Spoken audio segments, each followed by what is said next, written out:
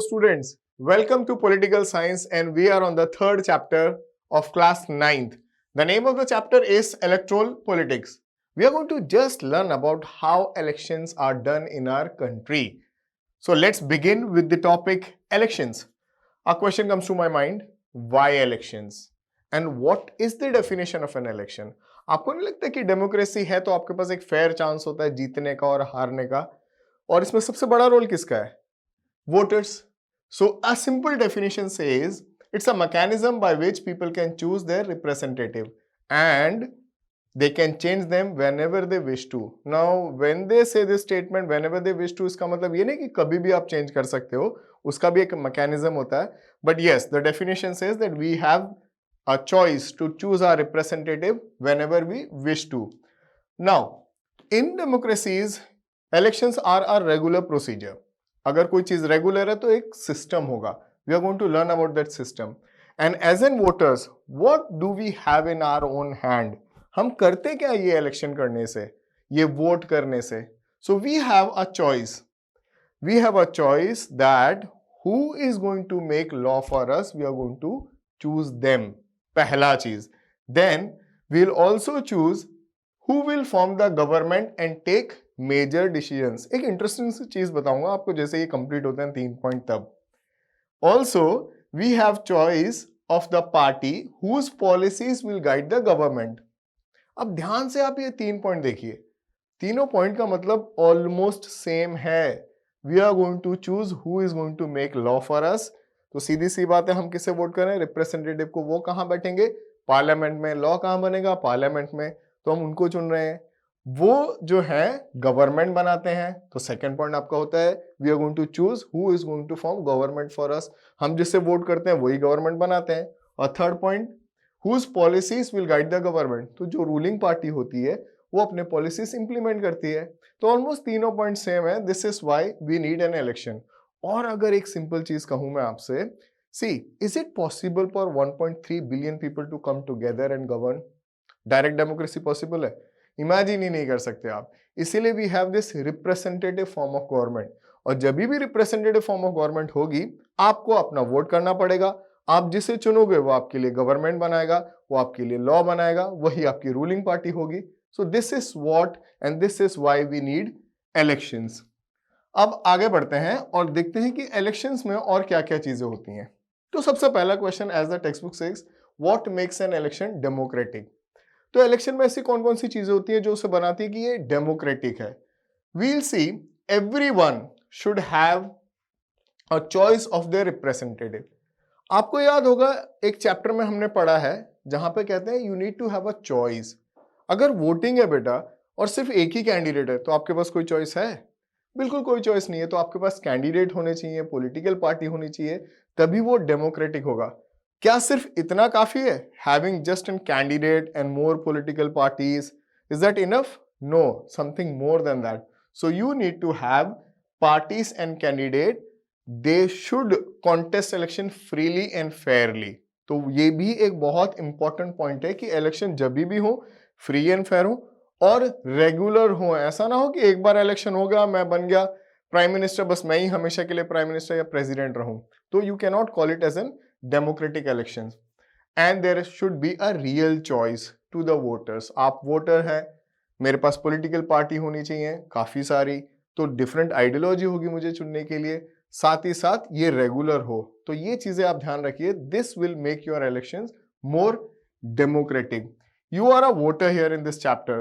If you remain voter, then you will understand many things much better and in a clear way. So we go ahead and see that if you have a choice, it should be regular. और India में regular choices कब मिलती हैं आपको for general elections? Every 5 year. तो 5 साल बाद आपको चॉइस मिलती है इलेक्शन की. The candidate preferred by the people should get elected. ये बहुत इंटरेस्टिंग पॉइंट है. आप जिसे वोट कर रहे हो वो ही कैंडिडेट आपका पार्लियामेंट में बैठे. ये ना हो कि you voted for me and then somebody else comes and makes law for you. It's cheating और ये डेमोक्रेटिक होगा भी नहीं. So it would be a false promises based on the nomination of the candidate. तो ये नहीं होना चाहिए. Election should be conducted in a free and fair manner. ना ये free and fair manner ऐसा कुछ नहीं कि free में कुछ हो जाता है.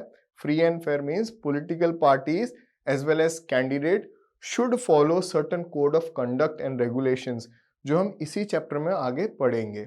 Then your elections are democratic and very fair. अब क्वेश्चन ये आता है कि having the election or this competition good or bad? तो एक जनरल सा क्वेश्चन है कि क्या इलेक्शन होना, क्या ये कंपटीशन होना सही है या गलत है. I will take up a negative part first कि ये गलत क्यों है. Don't you think it divides the society, it fragments the society. Take your home, your father might like party A, your mother might like party B, your wing might like party A, the other wing might like party B. तो society छोटे छोटे टुकड़ों में but रही है ना ideology के basis पे. तो ये एक प्रॉब्लम है, बट डिवीजन हो जाता है, फ्रेगमेंटेशन हो जाता है सोसाइटी का इलेक्शंस में. बट बहुत कुछ अच्छा भी होता है. Now see, it's a political competition.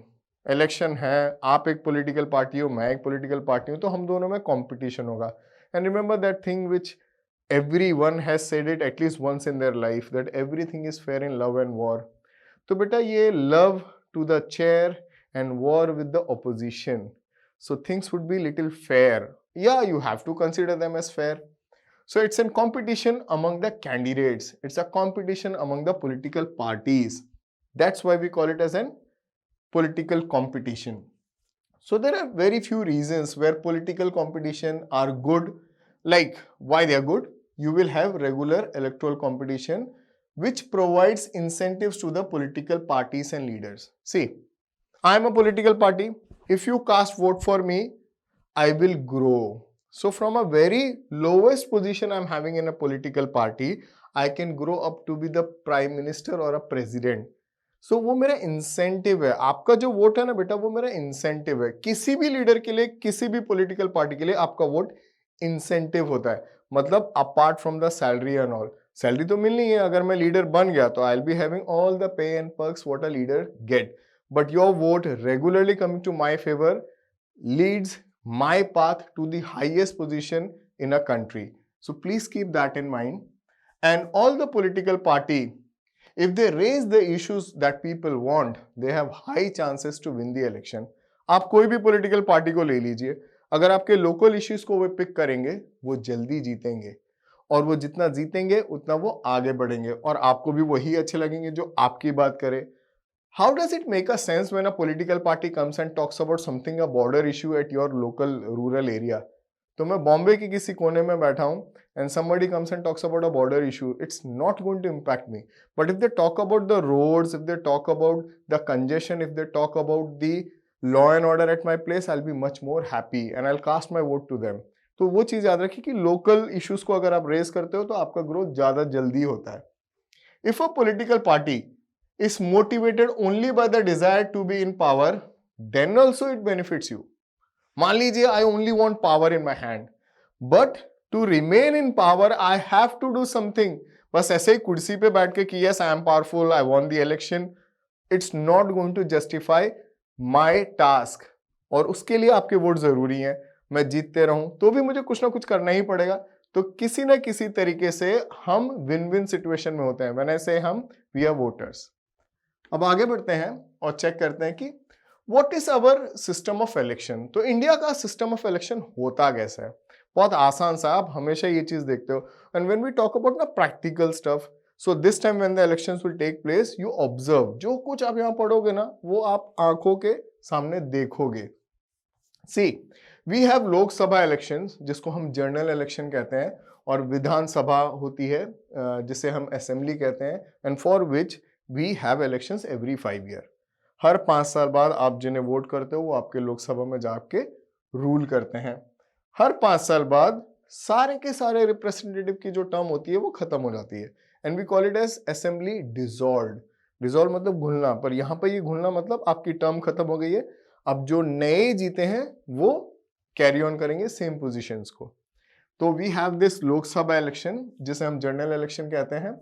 And now see, for one constituency, एक वर्ड आएगा आपको, सबसे इंपॉर्टेंट वर्ड है ये कॉन्स्टिट्यूएंसी. तो हम अगर इसे हम समझ जाएं तो ये सबसे इंपॉर्टेंट होता है. ये डिवीजन ऑफ एन एरिया है. Division of an area on the basis of the population. तब आपको एक कॉन्स्टिट्यूएंसी मिलेगा. इस कॉन्स्टिट्यूएंसी से जो जीतता है उसे हम एमएलए या एमपी कहते हैं. We are going to discuss about this thing, but here in we are focusing on by election की what is called by election. See, sometimes elections are held only for one constituency to fill the vacancy caused by the death or resignation of a member. बहुत बार ऐसा होता है, कहीं ना कहीं एक MLA या एमपी जो जीता हुआ है, अनफॉर्चुनेटली वो खुदा ना खासा मर जाता है या फिर वो रिजाइन कर देता है. अब आप पूरे कंट्री में तो इलेक्शन नहीं कर पाओगे, तो सिर्फ उस कॉन्स्टिट्यूएंसी में इलेक्शन कमीशन इलेक्शन करवाती है, और जो इलेक्शन होता है उसे हम कहते हैं बाय इलेक्शन. स्पेलिंग BY वाला ही लिखना है, by election. Am I clear? Okay. Electoral constituencies. देखिए, this is our country. Here you have a big change wherein you have many states, but then here if you go, it's subdivided. Further more division is there. बहुत छोटे छोटे छोटे छोटे boundaries हैं. So I call these divided areas as constituency. और ये division किस basis पे है? It is on the basis of the population and size. तब आप देखेंगे कि कई जगह पे ये कितनी बड़ी कॉन्स्टिट्यूएंसी है, और फिर आप कंपेयर करिए कितनी छोटी कॉन्स्टिट्यूएंसी है, क्योंकि यहाँ पे पॉपुलेशन ज्यादा है, यहाँ पे पॉपुलेशन बहुत कम है. तो उतनी पॉपुलेशन को भरपाई करने के लिए they make it a bigger area. So constituencies आप याद रखिए, this is the most important term, क्योंकि यही कॉन्स्टिट्यूएंसी है बेटा जिसको आप कहते हो वार्ड, सीट.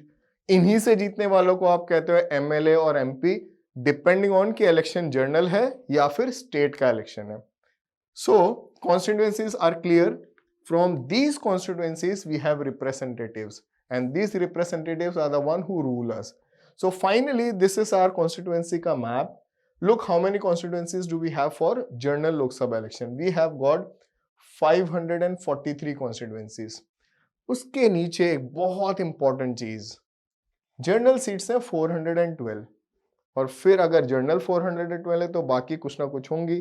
तो वो सिंपली जो आप ग्रीन कलर में देख रहे हो वो रिजर्व कॉन्स्टिट्यूएंसी है एसटी के लिए, शेड्यूल ट्राइब, ये उन लोगों के लिए रिजर्व्ड है.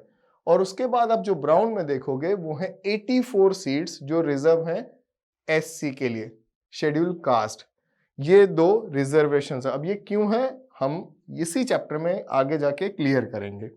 Now anyone for a general election for Lok Sabha election, if he wins this seat he will be called as MP. कई बार सुना है मैं एमपी का बेटा हूं, या मैं खुद एमपी हूं, या मेरे चाचा एमपी हैं. तो MP is nothing but member of parliament. आप धौंस जमाते हो अपने दोस्तों पे, अगर आपका कोई मेंबर जो है फैमिली का वो मेंबर ऑफ पार्लियामेंट है तो उससे बड़ा तो कुछ हो नहीं सकता है. जन सेवक है. So each state, now here in the state boundaries are actually not there because पूरी कंट्री का डिवीजन है.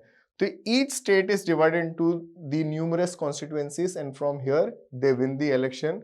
So when the state election is there and if you win the seat, then you will be known as MLA, Member of Legislative Assembly. ये state के वक्त होता है, ना कि जनरल इलेक्शंस के वक्त. नाउ सेम वे आपके शहरों में जब इलेक्शन होता है, municipal elections and panchayat election, again the village and a city is divided. जैसे हमने देखा ना कि कंट्री को छोटे छोटे एरियाज में डिवाइड किया, सेम वे मान लीजिए you have a municipal election, so your city will be divided into small small areas. अब उन छोटी एरियाज को we don't call them as constituency, we call them as seats, या फिर we call them as ward, WARD. तो ये दो word use करेंगे. तभी आपने सुना होगा कि कहते हैं ना कि इस पॉलिटिकल पार्टी ने लगभग इतनी सीटें जीती. इट मीन्स कि उस पॉलिटिकल पार्टी के खाते में उतनी एरिया आए हैं, वहां के वोट्स आए हैं और वो जीते हैं वहां से. So same way you will have these wards and the seats for the panchayat as well as municipal election in the cities. और एक चीज याद रखिए बेटा, जैसे कि कंट्री में इलेक्शन होता है बिल्कुल वैसे ही आपके शहरों में होता है. तो थोड़ी देर के लिए ये सोचना कि आपका शहर जो है, बड़ा शहर जो है वो एक कंट्री है, बिल्कुल वैसे ही डिवीजन होगा. फिर जो यहां से जीत के आएगा, जो पार्टी के मैक्सिमम कैंडिडेट्स जीतेंगे, वो पार्टी का हेड जो है वहां की म्युनिसिपैलिटी को चलाएगा. और एक चीज, हेड जो होगा शहर का वो होगा मेयर, और वो इसी पॉलिटिकल पार्टी से होगा जहां से सबसे ज्यादा सीटें जीती जाएंगी. जैसे कि कंट्री में आप जीतोगे तो प्राइम मिनिस्टर बनोगे, वैसे सिटी में आप जीतोगे तो आप मेयर बनोगे. चलिए आगे बढ़ते हैं. और कॉन्स्टिट्यूएंसीज में ध्यान देते हैं इन्हीं सीट्स के बारे में। ये आपके विलेज की बात है, हमने शहर के बारे में बात कर ली। Let's talk about the villages. Village में we don't have that big villages so that they will further divide, but yes they have the wards, they have their seats, they have their representative, the one who wins become the sarpanch. यहाँ पर political party के role बड़े minimum होते हैं। Actually there are no political parties, ये individual candidate होते हैं और कम्युनिटी जो होती है वो कम्युनिटी डिसाइड करती है कि उन कम्युनिटी से कौन खड़ा होने वाला है इलेक्शंस के लिए। बस एक छोटी सी चीज़ है जो डिफर करती है जनरल इलेक्शन में, स्टेट इलेक्शन में और पंचायत इलेक्शन में, क्योंकि community becomes the more important part of a village panchayat.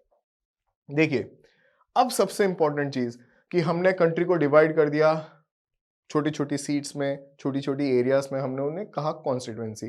पहला बड़ा काम done. Then you remember I talked about the green and the brown colour reserved seats. So we are going to talk about reserve constituencies. आप एक चीज याद रखो बेटा, आप आज से जब तक आप जीवित हैं you are going to have debate and discussion on this topic, why reservation.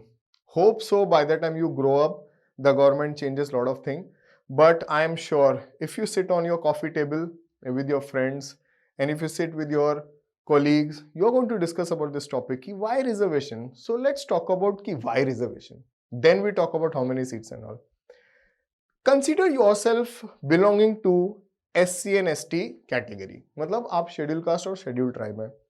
अब आप जाइए हजारों साल पहले और सोचिए कि आपकी कंडीशन कैसे थी। आप पब्लिक वेल से पानी नहीं पी सकते हो, आपकी परछाई अपर कास्ट पे नहीं पड़नी चाहिए, परछाई तक नहीं पड़नी चाहिए, आपको नंगे पैर रहना है, आप श्रृंगार नहीं कर सकते, आप अच्छा खा नहीं सकते, आपके पास कोई जमीन नहीं है और आप एक ऐसा काम करते हैं जिसके वजह से आपको कहते हैं कि आप डिग्निफाइड नहीं है, आप भंगी हैं। आपको जिस तरीके से ट्रीट किया गया है, कंसीडर कि ये सिचुएशन आज भी है। Now, do you stand chance of winning any election? Answer is no. You don't stand chance in front of educated class, in front of rich people. आपको इलेक्शन कॉन्टेस्ट ही नहीं करने देंगे क्योंकि आपको सोसाइटी में इक्वालिटी नहीं मिला है। इसीलिए we came up with the reserve constituencies. In constituencies पे सिर्फ SC और ST वाले लोग ही खड़े हो सकते हैं and then they can only be the member of parliament. और क्यों? Don't you think it's a big section of a society? If they don't win, their voices will not reach parliament. अगर वहां पे नहीं हुआ तो कंट्री का जो ओवरऑल ग्रोथ की आप बात करते हो वो कभी नहीं होगा, क्योंकि एक chunk big section of society has been neglected और उसके लिए we need their voices and for that we need their candidates. So if they win, they will be there, they'll talk about their welfarement और उनका कुछ अच्छा होगा। इसीलिए हम रिजर्वेशन ऑफ सीट रखते हैं उन्हें एक इक्वल प्लेटफॉर्म पे लाने के लिए। ठीक है, चलिए आगे बढ़ते हैं। Apart from reserve constituency what do we have? See reservation is there for SC, ST and other backward classes. ये हर स्टेट में अलग तरीके से होता है और कंट्री में आपने जो नंबर ऑफ सीट्स देखी है वो नंबर उतना ही होगा। हाँ, this can change only when election commission feels if there is some petition filed then they will work over it. तो उस पर ज्यादा सोचने की जरूरत है नहीं। हाँ, एक चीज और याद रखिए, रिजर्वेशन बेटा पंचायत इलेक्शन में भी होता है। सो बहुत सारी पंचायत ऐसी होती हैं जहाँ पे सिर्फ सीट रिजर्व होती है SC, ST और OBC के लिए, साथ ही साथ विमेन्स के लिए भी सीट रिजर्व है, बट उसके बारे में हम यहाँ पे बात नहीं कर रहे हैं। Let's talk about something else. Once we are done with our constituencies, once we reserved our constituencies, then comes the most important part. We, you, me, the voters. Honestly not you, क्योंकि आप 18 साल के अभी तक हुए नहीं हो, but जल्दी हो जाओगे। सो वोटर्स लिस्ट, तो किसका नाम होगा? आपकी क्लास अटेंडेंस में किसका नाम होता है? आपका नाम होता है। तो वोटर्स लिस्ट में उनका नाम होगा जो वहां पर एलिजिबल है वोट करने के लिए। तो इंडिया में एक बड़ा सिंपल सा फंडा है, universal adult franchise. All the citizens of India above the age of 18, irrespective of your caste, creed, gender, height, weight, color, you can go and cast your vote, and that makes you eligible voter. तो फिर आपका नाम उस voters list में आएगा जिसे हम कहते हैं इलेक्टोरल रोल। एक जनरल क्वेश्चन है, ये जो इलेक्टोरल रोल है या जिसे हम वोटर्स लिस्ट कहते हैं, every election year this keep on changing. आप सोचिए कि ये क्यों बदलेगी। आंसर बहुत आसान है। Don't you think people migrate from one place to another, so if they migrate their names need to be deducted from one place and need to be added in the other list. And if you're a woman, you got married to a different city, फिर से यही होगा। फिर every year people turn out 18, ये कैसे भूल गए आपका birthday? And sadly some actually die, so we have to eliminate their name. तो ये 4 रीजन याद रखिए, और दीज आर द 4 रीजन। ये जेनरिक है, लॉजिकल है, इसमें आपको कुछ टेक्स्ट बुक की कोई जरूरत नहीं है, बस ये आना चाहिए आपको। हो सकता है वैल्यू बेस्ड क्वेश्चन आ गया तो आपके पास ऐसे कुछ अच्छे पॉइंट्स हो।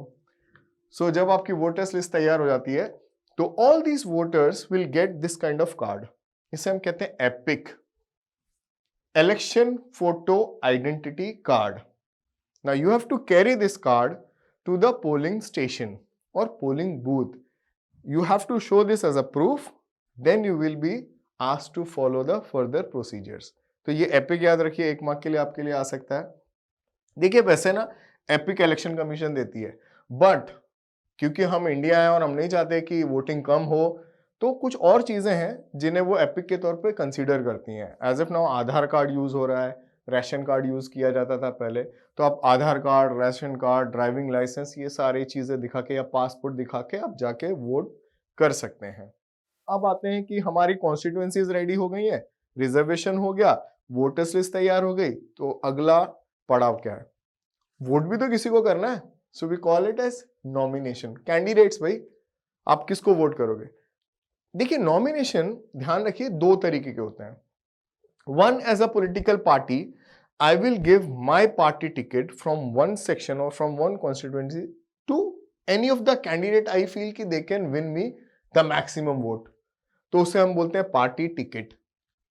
दूसरा जो तरीके का नॉमिनेशन है बेटा, if you want to be an individual candidate, simply you have to visit the office of election commission, fill a nomination form, pay a nominal fee, they will give you a symbol, election symbol, and then you are an candidate, आप independent candidate हैं। But कुछ conditions इसमें भी हैं। जब आप nomination form भरोगे आपको एक सिक्योरिटी डिपॉजिट देनी है, विच इज बेयर मिनिमम, बहुत ज्यादा नहीं होती है, कम होती है। एंड दूसरी कंडीशन ये है कि you need to be the citizen of India. I think ये बोलना नहीं चाहिए कि हम किसी भी पाकिस्तानी को आके या कोई अरबी आ जाए या anyone from the western country comes and says I want to contest an election in India, not possible. You need to be citizen of India and sound minded. मैंने से साउंड माइंडेड, आप मेरे जैसे होने चाहिए और आपके जैसे होने चाहिए, यहां से स्ट्रॉन्ग, दैट्स इट। तो आप साउंड माइंडेड हैं, बट जब आप कैंडिडेट बनोगे तो आपकी एज ग्रुप जो हो जाएगी वो 25 साल हो जाएगी। 25 years and above can contest election. और वोटिंग के लिए क्या है एज? 18। तो ये थोड़ा सा डिफरेंस है, और शादी की एज अलग है, will talk about that later. So nomination पे रहते हैं एंड वी टॉक अबाउट कि how this party ticket comes to you and you become an candidate. एक कंडीशन भी है जिसके बारे में हम लोग बात कर रहे थे।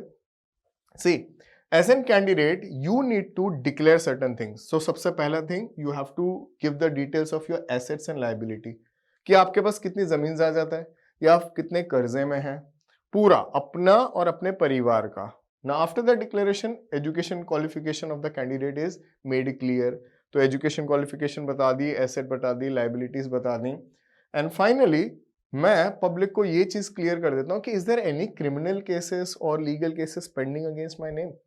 ये सारी चीजें मैं डिक्लेयर करता हूँ और नॉमिनेशन फॉर्म में भरता हूँ, और ये सब इंफॉर्मेशन पब्लिक की जाती है। क्वेश्चन है क्यों?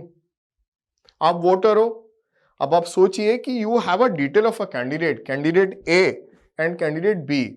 ये कैंडिडेट ए है जिसके नाम पर अनगिनत क्राइम्स हैं, अनपढ़ हूं, ठीक है, बहुत सारी जमीन जायदाद है, बहुत सारी, करोड़ों। क्वेश्चन आता है ना दिमाग में, कैसे आ गई जब अनपढ़ हो? अगर जमीन जायदाद बाप दादाओं की है तो भी इतने सारे क्रिमिनल केसेस हैं। बहुत सिंपल सा चीज है, this information help you choose the right candidate, that's the only reason it is made public, और ये बहुत अच्छा भी है। अब हमारी कॉन्स्टिट्यूएंसीज बन गई थी, हमने सीटें रिजर्व कर दी, हमारी वोटर्स लिस्ट तैयार हो गई, हमारे नॉमिनेशन भी फाइल हो चुके हैं। अब क्या किया जाएगा? अब बात आती है इलेक्शन कैंपेन की। ये चीजें आप बड़ी रेगुलरली देखोगे, So every political party will come up and discuss about their plans and policies. Now, will they come up and discuss? Yes, on TV, television, and then they will come on radios. Certain special shows are hosted, debate होगा, और वो हमेशा they'll try to put forward their policies in front of you so that you choose them. तो ये debates में आएंगे, discussions में आएंगे, और campaigning जोर शोर से की जाएगी. देखिए, election campaigns जो होते हैं ना इंडिया में, they are started 2 weeks prior the nominated list are coming out from the election commission or the final date they decide. तो आपको लगभग महीना भर मिल ही जाता है इलेक्शन कैंपेन करने के लिए, ताकि आप लोगों तक पहुंच सको और अपनी प्लान्स एंड पॉलिसीज उन तक पहुंचा सको. अब होता क्या है इस वक्त, हमेशा all the candidates will try to contact their voters, not by phone और messages. Yes, they are doing by that also. बहुत अच्छी अच्छी चीजें करते हैं. They will come to your place, तो डोर टू डोर कैंपेन होगा. They will organise huge mass rallies, और फिर हम उनके पीछे चलेंगे. और एक बहुत इंपॉर्टेंट चीज सुनते हैं हर पॉलिटिकल पार्टी और लीडर, एक स्लोगन. कुछ बहुत इंपॉर्टेंट स्लोगन्स थे इंडिया में, जैसे सेव डेमोक्रेसी. ये जनता पार्टी ने यूज किया था स्लोगन, इलेक्शन जीते थे. फिर आया लैंड टू द टिलर्स, ये वेस्ट बंगाल में हुआ था. अगेन बहुत अच्छा रिजल्ट आया. सबसे अच्छा रिजल्ट था कांग्रेस का, गरीबी हटाओ आंदोलन. उन्होंने ये शुरू किया था कैंपेन में. ये स्लोगन्स हैं और वो भी बहुत सक्सेसफुल रहे. एनटी रामाराव ने protect the self respect of the Telugu slogan use किया गया था. पर आपके दिमाग में ये सारे एक्टिव नहीं होंगे.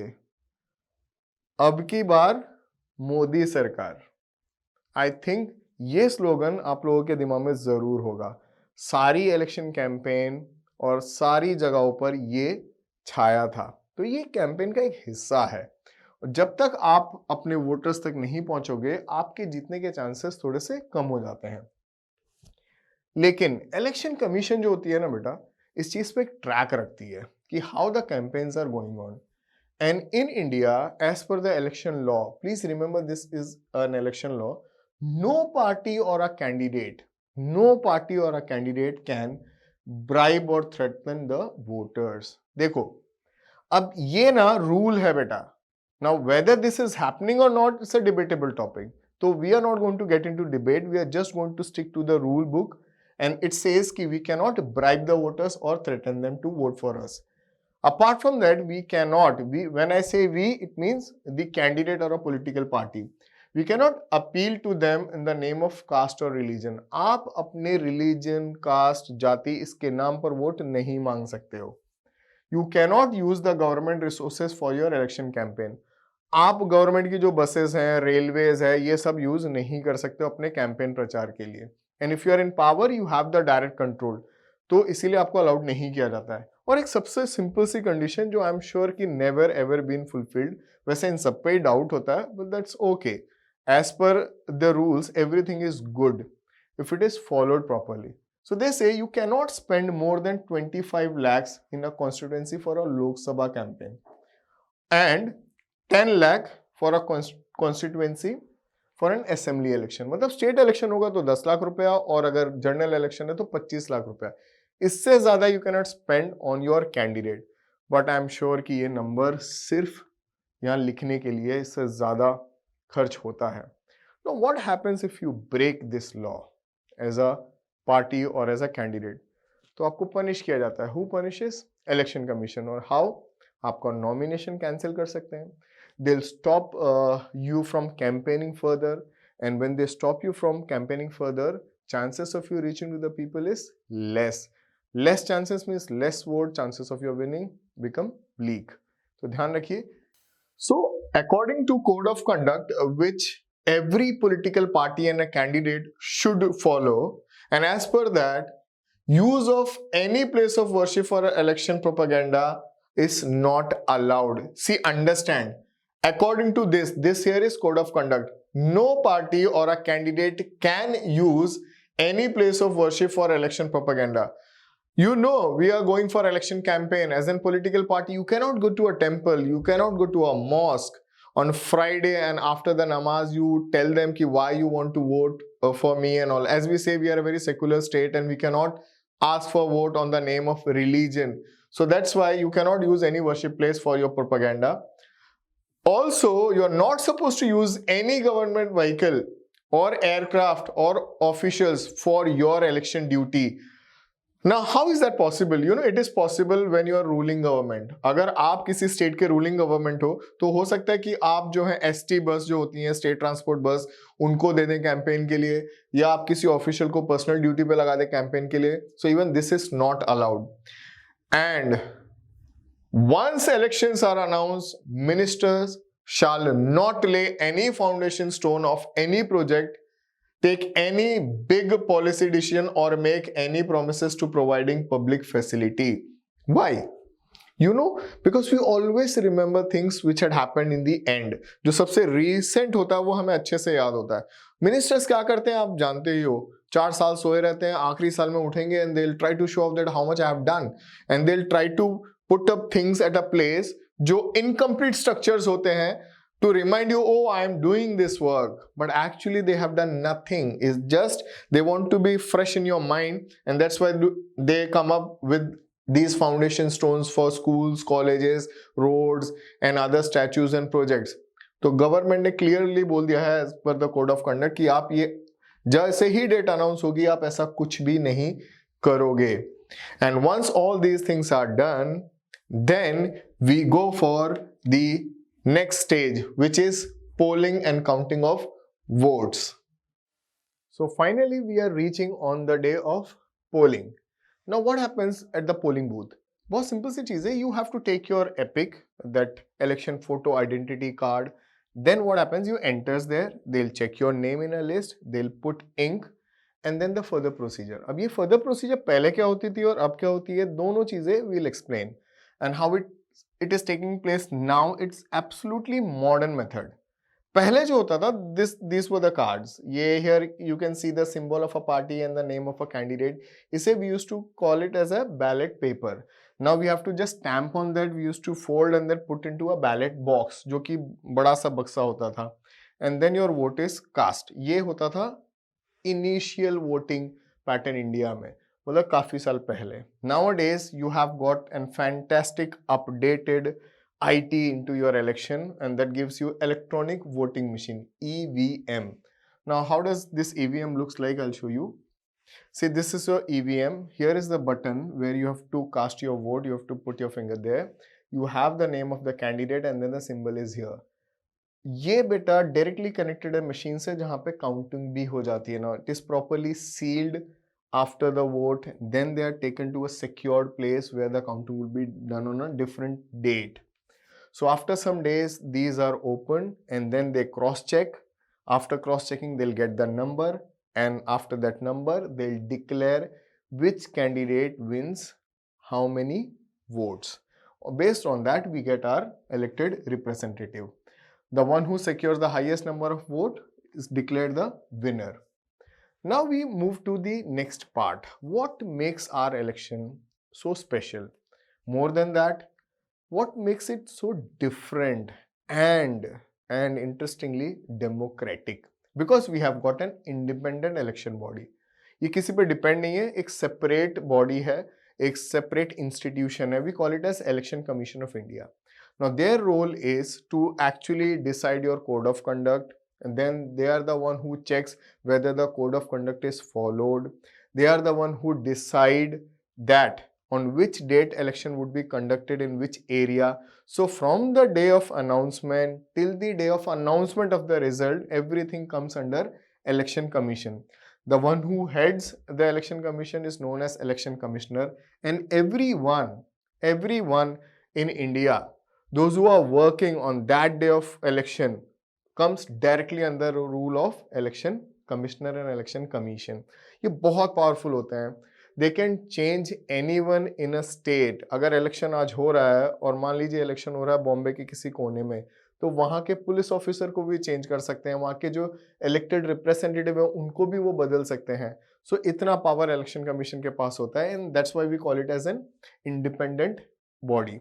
ना एक चीज और याद रखिए, their role as we said, they have to follow that code of conduct, and if they get any complaints then they have to give the solution for it. मतलब अगर किसी की कंप्लेन आई है तो उसके ऊपर उन्हें इमीडिएटली एक्शन भी लेना है इलेक्शन कमीशन को। तो एक एकदम इंडिपेंडेंट और फेयर बॉडी है इलेक्शन कमीशन। फाइनली कुछ और चीजें आप याद रखिए, जब भी हम इलेक्शन ड्यूटी पे हैं, as I said, all these officers who are taking charge during the time of election, suppose I'm a polling station president and there is a team of someone who is going to put the ink, someone who is going to count the papers, so everyone will be under election commissioner.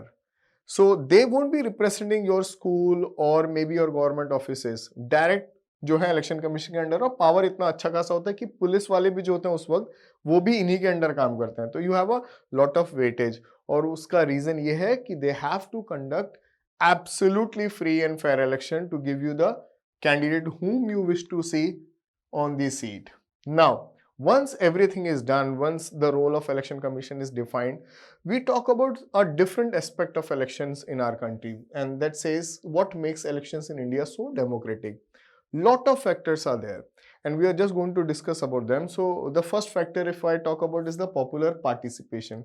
बहुत आसान सी चीज है. If a movie is releasing on Friday and I say on Saturday or Sunday that the movie is super duper hit, on what basis have I said this? ये मेरी जो verdict थी किस basis I? On the basis of number of people went to see that movie. सो उसे हम कहते हैं turn out. तो यहाँ पे we consider voters turn out. You might have heard in news many a times they say कि the voters turn out in this state was 68%, 73%, 57%. So the more the percentages, more the number of people are coming out and casting their vote. ये अच्छी sign है ना, यही बताता है कि कितना फेमस हमारे कंट्री में इलेक्शंस हो रहे हैं. So please do remember voters turn out, it's a number of people going to cast their vote. So when we are in India, after the voters turn out, there is something else which plays a major role. Who actually goes out to cast this vote more in number? अगर हम India की बात करें तो poor, illiterate, underprivileges, these are the people who come out and cast their vote. और क्यों? अगर आपने इलेक्शन कैंपेन को अच्छे से देखा या सुना होगा तो डोंट यू थिंक कि most of the promises are always make considering this section of the society in mind. So they feel कि their vote will bring big change as compared to USA. USA में बेटा उल्टा होता है, जो richer section of society है ना, वो लोग वोट करने के लिए ज्यादा जाते हैं. And the reason is because their expectation from the government is that they are going to cast their vote to choose a government which is going to come up with the plans and policies going to help them to become more rich. और India में ये थोड़ा सा different है. अब आते हैं acceptance of election outcome. आपने कई बार देखा होगा कि मान लीजिए मैं एक जीता हुआ नेता हूं और मैं सीट पर हूं, हार गया मैं इलेक्शन. तो ऐसा नहीं हो कि मैं हार गया then I started crying. Yes we do cry, we say कि there is some fault in EVM, एक को वोट करो तो वो वोट सारे इसी को जा रहे हैं, ये बहुत रेगुलरली हो रहा है. But then we do accept the result.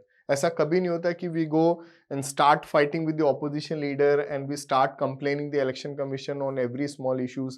We do complain to election commission, they do check everything, but then हम result accept करते हैं और बधाइयाँ भी देते हैं जो जीतता है उसके लिए. तो ज्यादातर रूलिंग पार्टी इंडिया में जो होती है बेटा आप हारती ही हैं. उसका रीजन ये है कि एक्सेप्टेंस ऑफ रिजल्ट काफी अच्छा है. अगर आप यूएसए में हैं, when you are in USA, this acceptance is little less, or I won't say less, but there an incumbent officer, whoever is there, MLA and MP, their chances of losing the election is very less. India mein, if you see, if I am an MLA or an MP, I actually don't rule more than 5 years or one election term. और फिर मैं हार जाता हूँ, फिर कोई और आता है, फिर वो हार जाता है, फिर मैं आता हूँ. तो ऐसा ज़्यादा चलता है, म्यूजिकल चेयर, और rather we say a political power chair. But in USA, this is little different. Now, one more thing is there which we need to keep in mind. Whenever there is an election, a candidate who are known to spend lot of money on buying votes and those with known criminal connection often lose elections. ये बहुत interesting सी चीज है. आपने कई बार देखा होगा party come up with candidates who are extremely rich. And why do they give tickets to such kind of candidates? Because they need money, they need fund to spend in campaign, or they expect that they are going to win. But India में ऐसा नहीं होता है. Not necessarily कि सारे के सारे जिन्होंने बहुत पैसे खर्च किए वो सभी सब जीतेंगे, या फिर अगर मैं दूसरे तरीके से लूँ तो क्रिमिनल रिकॉर्ड वाले कैंडिडेट्स. तो नॉट नेसेसरी कि अगर मेरा क्रिमिनल रिकॉर्ड है तो मैं जीतूंगा ही। तो ये सबसे अच्छी चीज़ है ना कि हम डरते हैं, हम उनका पैसा देख रहे हैं कि खर्च हो रहा है, बट ज़रूरी नहीं कि हम उन्हीं को वोट दें। Barring few disputes, that means yes, disputes are there. Usually everyone accepts the result. ये सबसे पॉजिटिव चीज़ होती है। हाँ, बहुत सारे पार्टीज कंप्लेन करती हैं कि हमारे वोट्स गलत पड़ गए, या फिर इनके नाम नहीं थे लिस्ट में, या फिर हमें सपोर्ट नहीं मिला, but then they do accept the result. Now finally we come to a part which talks about challenges to free and fair election. Now, when I say challenges to free and fair elections, that doesn't mean that India's election is not free and fair. But yes, to make it best, there are certain things which we need to change. We are expecting that from Election Commission, from Supreme Court, and they are also working on that. और बहुत अच्छे rules आए भी हैं. So सबसे पहला जो बेटा challenge है वो ये है कि there are always limitations with the independent candidate. Independent candidate जो होते हैं बेटा, they are not that powerful as a political party और a bigger organisation. So basically sometime it happens that every constituency an independent candidate and an independent small party will find it real difficult to reach to the people as compared to the bigger party or a known national party or a state party.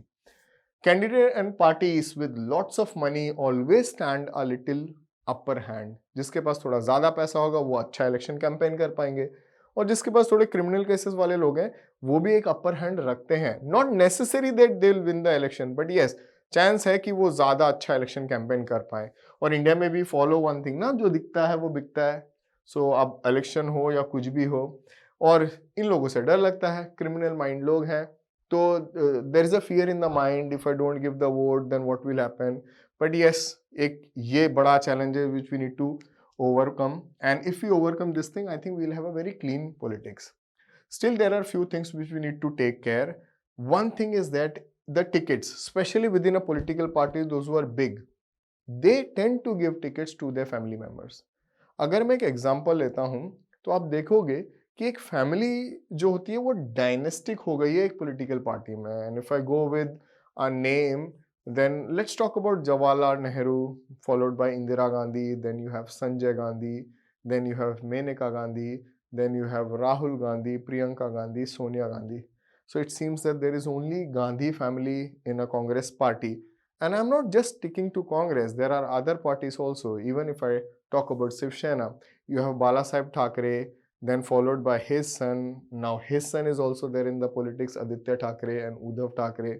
So this dynastic succession, as well as distributing the party ticket to only the family members, is a problem, because you know a good candidate always misses out the bus. तो ये सबसे बड़ा issue होता है. And when we go to north, ऐसा नहीं कि सारे पार्टी ये कांग्रेस पार्टी में है या शिवसेना में है. We talk about Samajwadi Party, वहां पर भी यही हो रहा है. तो ज्यादातर जगहों पे ये इशू है. Now one more thing, see, whenever as an ordinary citizen I should look for some ideological changes, वो नहीं मिलता है. अगर मैं बात करता हूं पार्टी ए की, मान लीजिए बीजेपी की बात करता हूं, तो we'll talk about we'll eradicate the corruption, we'll solve the issue of Pakistan, we'll talk with China, and we'll have a progressive corruption free country. तो फिर अगर आप मैं कांग्रेस की बात करूं तो मुझे लगता है यही बात करते हैं वो, और किसी अन्य पार्टी को ले लो वो भी यही बात करते हैं. तो जो आइडियोलॉजिकल चॉइस होना चाहिए ना, that is missing in our country. Finally we have that these smaller parties and these small candidates, the one who don't have that much of money, the one who don't have that much of big fame, don't stand that much of chance of winning an election. So these are the challenges which we need to overcome. Yes, our government is doing, Supreme Court is playing a big role, Election Commission has done wonderfully well to take your election to make it one of the most prominent event in the world. Now you guys keep revising this chapter. I'll be coming with the next chapter. By that time, keep smiling and keep revising. Thank you.